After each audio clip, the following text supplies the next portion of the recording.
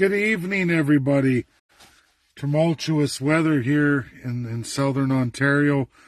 I want to do this live. I get a lot of people sending me freedom videos from all over the world.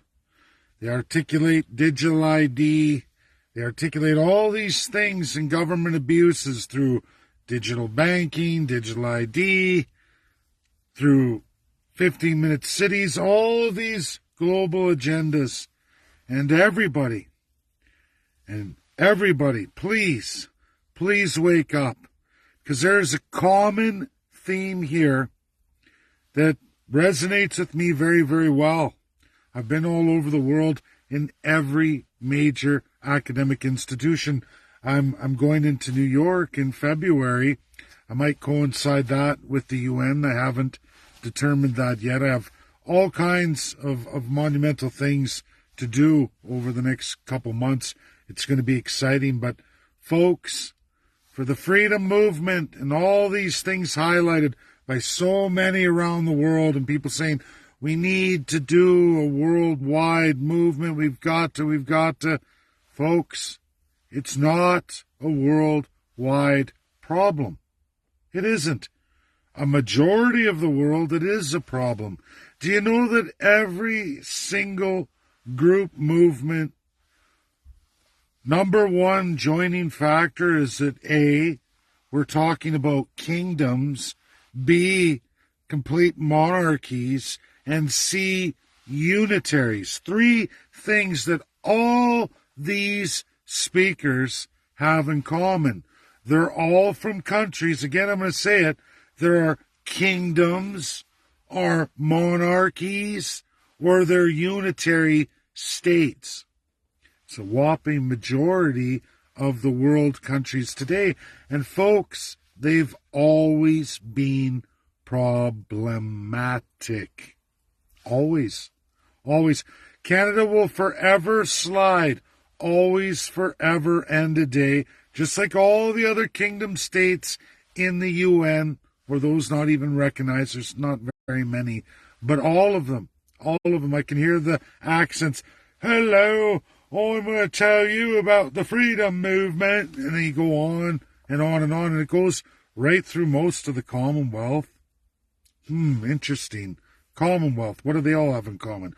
Oh, yeah. They're part of the kingdom system, the constitutional monarchies. And go on and on. On and on. Many countries are breaking free from that. Specifically those attached to slavery.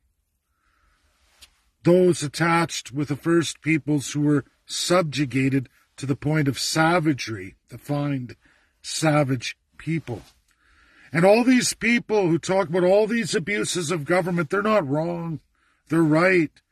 The world of academia, whether they're left or right, will agree with you.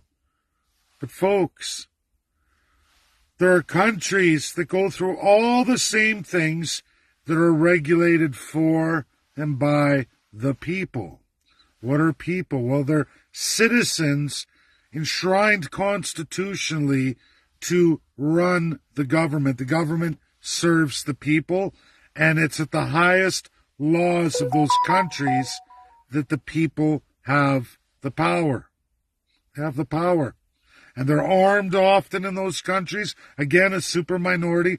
But for the majority, it is the governments that are constituted, often out of a divine class of human beings. For the Commonwealth, that's the royal family. For the Middle East, we see the United Arab Emirates. We see all kingdoms, all the people in dire straits, for the most part, dictated to by the government. In countries with monarchies, with countries with defined kingdom systems where you have a king at the helm or a queen or what have you, it's often about class, not race. As long as you're willing to subjugate the people, you're good to go. You're good to go.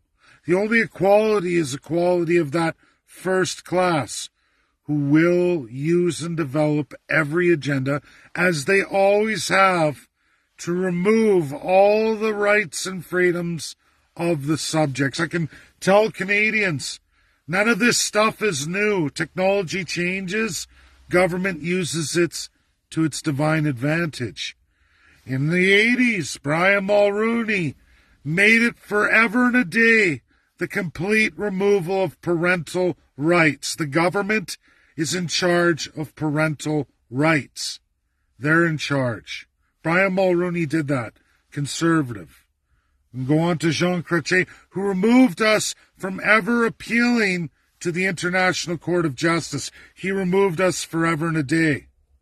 All of the UN agendas are developed by constitutional monarchies, states defined in kingdoms, meaning a divine tyrant running the show, or absolute unitary states where there are no sub-regions and a central government, could be presidential, could even be a republic, but they keep all of the powers of the crown that they used to have safely tucked away for them in the background. Canada is one of the countries that does this. They hail the royal family. They give away all your sovereignty. None of this is new, folks. It's been here forever and a day since 1867. No charter, no rights promises have ever been enshrined to you, the people, because you're subject to. Subjects, slaves. Go look it up. Don't go to Oxford. Don't go to Canada, Oxford. Go to Webster's Dictionary. You will learn the truth. If you want to learn more, go through school in the U.S. Go to school in the U.S., kindergarten, and even preschool, all the way up to grade 9. You will learn all about absolutely all of it. All of it. I can even tell you how the Ukraine war is going to go with countries like Germany, USA, and many others, just by the defined constitution and presidential orders made in the past. I can tell you exactly what's going to happen. It's called the Nixon Doctrine. Canadians would have no idea about this because we aren't a we the people democracy. We're a constitutional monarchy, like so many out there, so many. It's a whopping majority in the UN. When you add up all the kingdom monarchies and unitaries, it's a whopping majority. These are divine human beings who decide for all of you. They always have. There's no such thing as conservative, no such thing as liberal, no such thing as NDP and Labour. It's all a crock of shit. There is a crown, a hierarchy of a divine human being to subjugate all the people. We have a lot of parties lying about it. I have a hard time with Mark Fries and Maxime Bernier. Always have. I've debated Maxime Bernier live in many forums. Smithed him, knocked him down in simple truth. But he doesn't care. He gets a Privy Council check every month.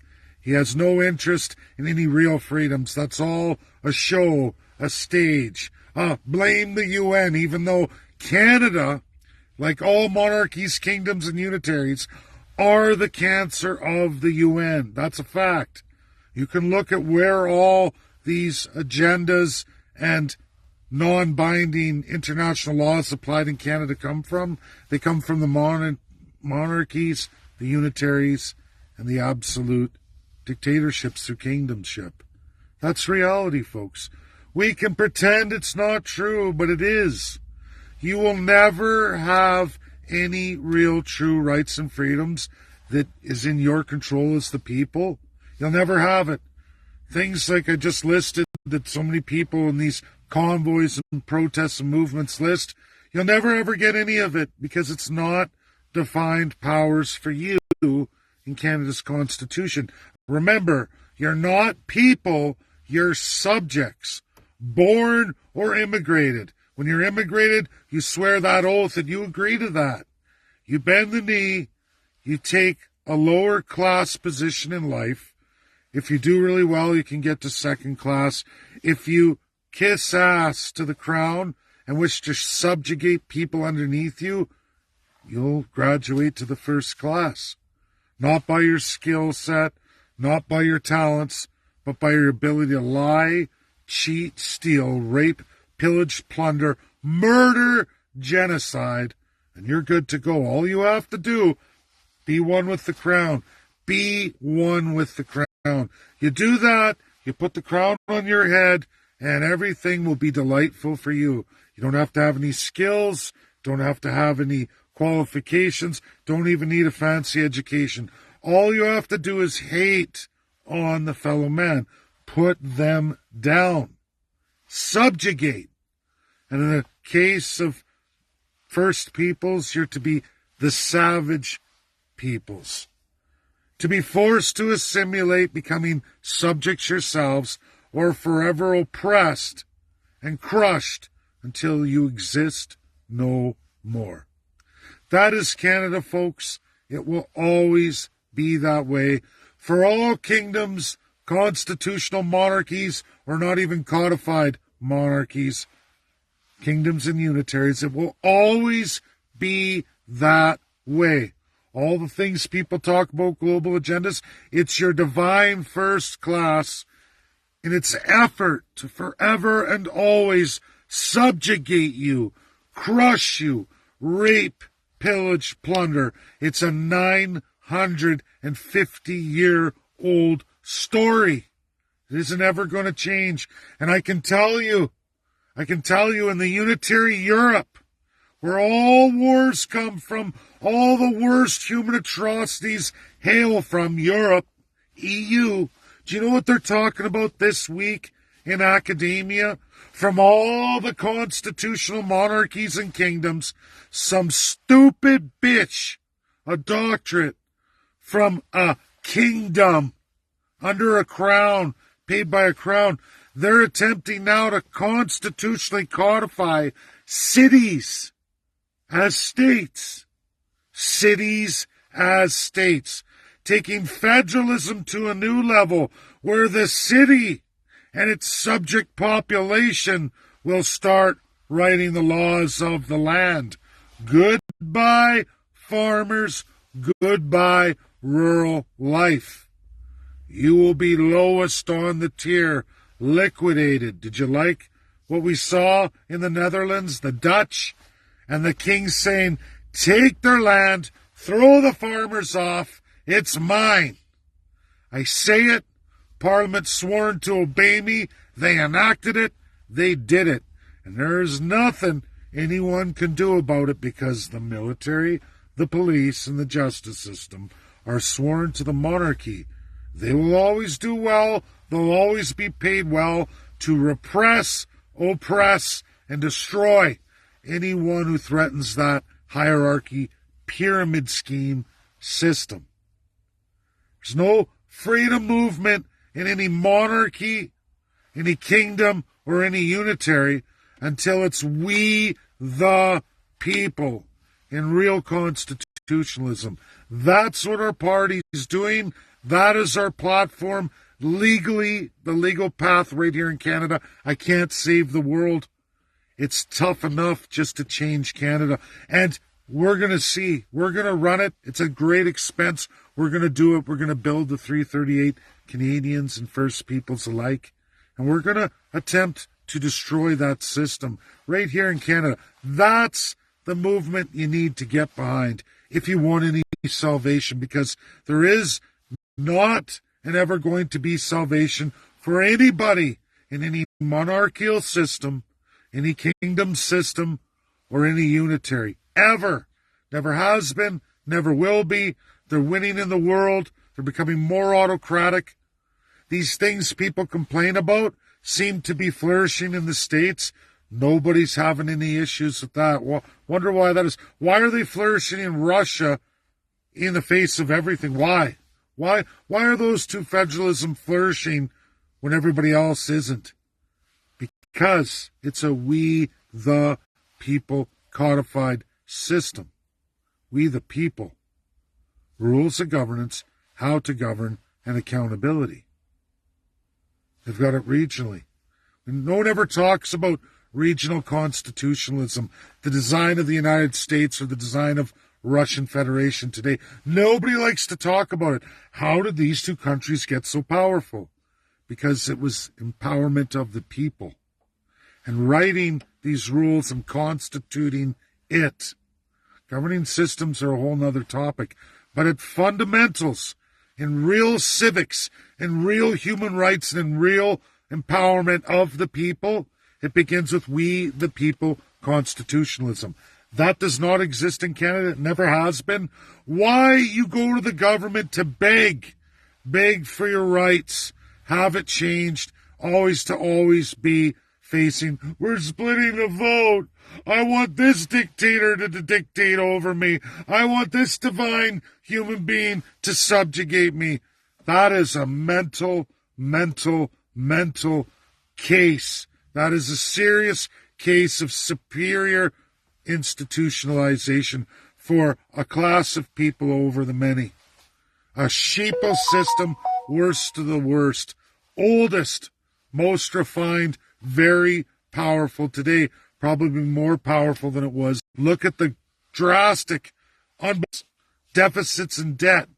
Unbelievable, massive scale. It's scary. People don't want to see it, but it's true. Share, because it's the truth. It's reality.